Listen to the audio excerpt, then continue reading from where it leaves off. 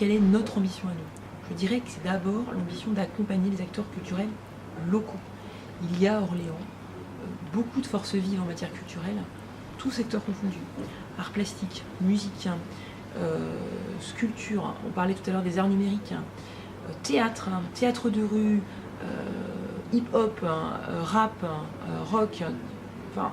Les accompagner, ça veut dire donner des subventions, des enveloppes à ces associations-là pour ça veut dire valoriser ce qu'elles font, ça veut dire leur proposer des salles où elles peuvent montrer ce qu'elles font, des salles de répétition, des salles de spectacle. Donc c'est une Astrolabe 2 aussi Ça va au-delà de l'Astrolabe 2. Oui. C'est vraiment un projet de mettre en réseau et d'accompagner. Je vais donner un exemple. La soirée Jeunes Talents qui existe. C'est bien une soirée Jeunes Talents. Sauf qu'aujourd'hui, c'est un peu radio-crochet, c'est-à-dire que vous avez des gens qui présentent un petit spectacle qui dure 3 minutes, et à la fin, il y a Soufiane Sankoun qui monte sur la scène, mais après, il ne se passe rien. C'est-à-dire quand, par exemple, vous avez un groupe de danseurs hip-hop qui est primé dans la soirée Jeunes Talents, qu'est-ce qui se passe après, une fois qu'ils ont reçu leur chèque de 200 €? Rien. Est-ce qu'on leur propose de rencontrer des producteurs? Est-ce qu'on leur propose de rencontrer d'autres compagnies? Est-ce qu'on les propose de les accompagner pour aller dans d'autres villes, pour se montrer? Nous, tout ça aujourd'hui n'est pas fait. Donc, il faut que la ville d'Orléans, elle soit dans ce rôle-là d'accompagnement, de repérage, d'accompagnement des troupes locales, des artistes locaux. Il faut montrer ces artistes. Et avec une véritable SMAC éventuellement, digne de ce nom, avec des artistes en résidence, c'est ce que vous voulez avoir comme c'est ce qu'on a comme projet, et avec un métro 2, et aussi avec ce qu'on propose sur Dessau Vinaigrerie, de faire un lieu aussi de création artistique. On peut imaginer des résidences d'artistes également au cœur d'Orléans, ça c'est possible, on n'a pas encore complètement arrêté ce sujet-là. Je cite souvent les ZAD parce que je pense que c'est un petit bijou qui est sous-utilisé. Il faut que ce que réalisent les élèves de l'ESAD soit montré. Il y a des choses magnifiques qui sont de créativité, d'invention, de design. Il faut les montrer. On a le Campo Santo juste à côté, il faut l'utiliser ce Campo Santo, que ce soit un lieu permanent d'exposition.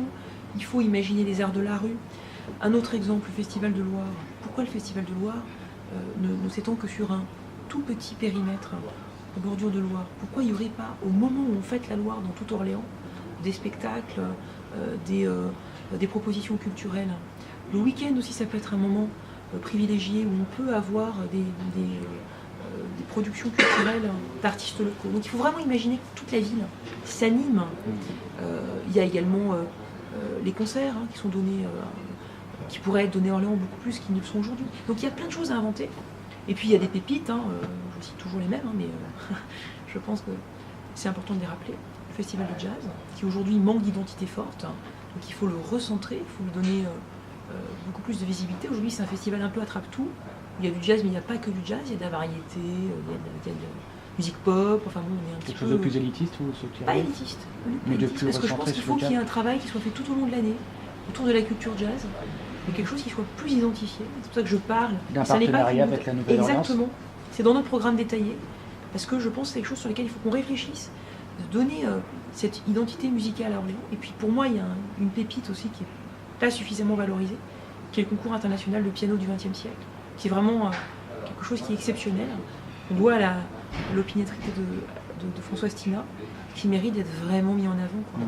Je citais aussi le musée des Beaux-Arts et les collections extraordinaires qu'il y a au musée des Beaux-Arts, dont peu de gens se préoccupent, alors qu'elles sont, pour les pastels, c'est la première de France après celle du Louvre. On a un Velasquez, on n'en fait rien. Alors on pourrait quand même imaginer toute une série d'événements autour des peintures de l'époque moderne. Et puis le muséum, pour moi le muséum c'est quand même un fantastique gâchis. Voilà un muséum qui est exceptionnel, qui est par la richesse de ses collections, qui est vieillissant. Serge Loire projette d'ailleurs, en cas de réélection, de le moderniser, de le réhabiliter, j'allais dire. Ce qui est amusant, c'est qu'il a eu un projet de modernisation du muséum qui lui a été soumis par l'ancien directeur. Et Serge Loire a refusé cette modernisation. Et c'est pour ça que l'ancien directeur est parti. Alors peut-être qu'à ce moment-là, il n'avait pas les finances publiques pour le réaliser. Il avait les finances pour le réaliser. Simplement, comme nous, C'est on a parlé du choix, muséum. vous savez bien qu'on ne peut pas tout faire en même temps. Comme nous, on a parlé du muséum, Serge Loire s'est dit « Ah bah tiens, en fait, il y a un muséum, ça serait bien qu'on s'en occupe. »